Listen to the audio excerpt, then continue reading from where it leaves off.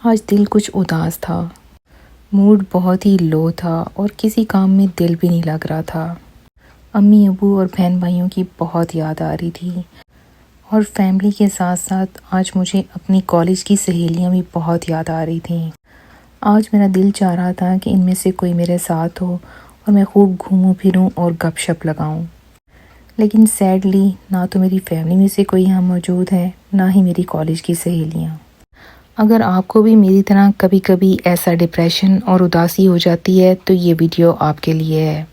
بسم اللہ الرحمن الرحیم۔ السلام علیکم ویورز، میں ایک پاکستانی موم ہوں اور یو کے میں رہتی ہوں۔ یو کے میں ڈپریشن کی سب سے بڑی وجہ تنہائی ہے، اور وہ لوگ جو اپنا ملک چھوڑ کر یہاں آ کر سیٹل ہوتے ہیں اور جن کی یہاں فیملی نہیں ہوتی وہ تو بہت زیادہ سفر کرتے ہیں۔ تو ایسی سچویشن میں بہت ضروری ہے کہ آپ یو کے میں رہتے ہوئے ہی کوئی اچھا سا فرینڈشپ سرکل بنا لیں تاکہ آپ کا ڈپریشن دور ہو سکے۔ تو میں نے بھی اچھی سی فرینڈس کا ایک گروپ بنایا ہے، اور آج میں نے ڈیسائیڈ کیا کہ آج میں اداس نہیں بیٹھوں گی۔ بس میں نے فٹافٹ خود کو تیار کیا اور اپنی پیاری سی فرینڈس کے ساتھ باہر جانے کا پلان بنایا۔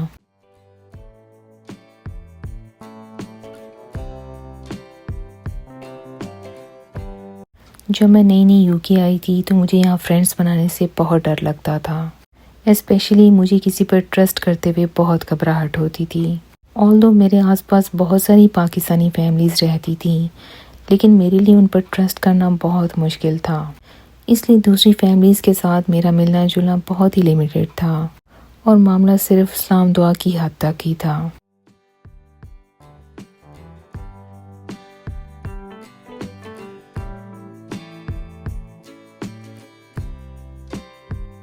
جب اللہ نے مجھے اولاد سے نواز دیا تو میری لائف اتنی مصروف ہوگی کہ میرے پاس اتنا وقت ہی نہیں ہوتا تھا کہ میں کہیں باہر نکلوں اور لوگوں سے ملوں۔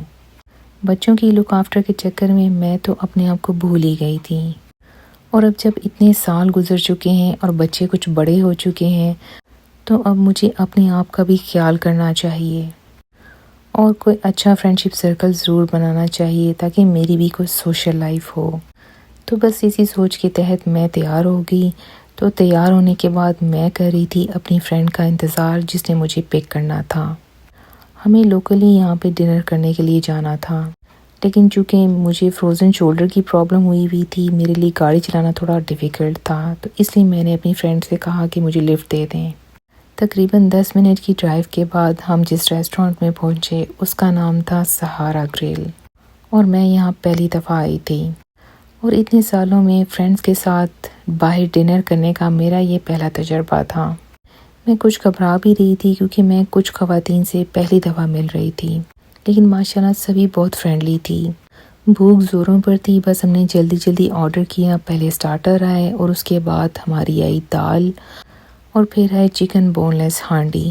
کھانے کی صرف پریزنٹیشن ہی اچھی نہیں تھی بلکہ کھانا ذائقے میں بھی بہت اچھا تھا۔ کھانے کے ساتھ سیلیڈ، چٹنی، گرم گرم نان اور پاپڑ بھی موجود تھے۔ جب بھوک بھی سخت لگی ہو اور کھانا بھی مزیدار ہو اور کمپنی بھی زبردست ہو تو پھر انسان بھوک سے کچھ زیادہ ہی کھا لیتا ہے۔ کھانے کے بعد ہم نے سوچا کہ کچھ میٹھا ہو جائے۔ میٹھے میں ہم نے آرڈر کیا cheese cake with ice cream, coconut sponge cake, اور میں نے منگوائی چاکلیٹ چپ آئس کریم۔ جتنا اس ریسٹورنٹ کا کھانا اچھا تھا اتنے ہی ڈیزرٹ بھی اچھے تھے، اور چائے تو بہت ہی مزے کی تھی۔ اور یہ بات تو آپ کو بتانا بھول ہی گئی کہ اس ڈنر میں ہم سب نے شیئر کیا تھا تاکہ کسی ایک پر بوجھ نہ پڑے۔ کھانے پینے کے ساتھ ساتھ گپ شپ بھی خوب ہوئی، اور اس گپ شپ اور ہنسی مذاق میں کب اتنا ٹائم گزر گیا پتہ ہی نہیں چلا، اور ڈپریشن اور اداسی تو جیسے غائب ہی ہو گئی۔ فرینڈس کے ساتھ یوں باہر جا کر ڈنر کرنا یو کے میں میرا اتنے سالوں میں یہ پہلا تجربہ تھا، اور آئی تھنک یہ ایک کامیاب تجربہ تھا۔ اور میرے خیال میں جن خواتین کی یہاں فیملی نہیں ہے ان کو چاہیے کہ وہ ڈپریشن دور کرنے کے لیے یہ طریقہ ضرور آزمائیں۔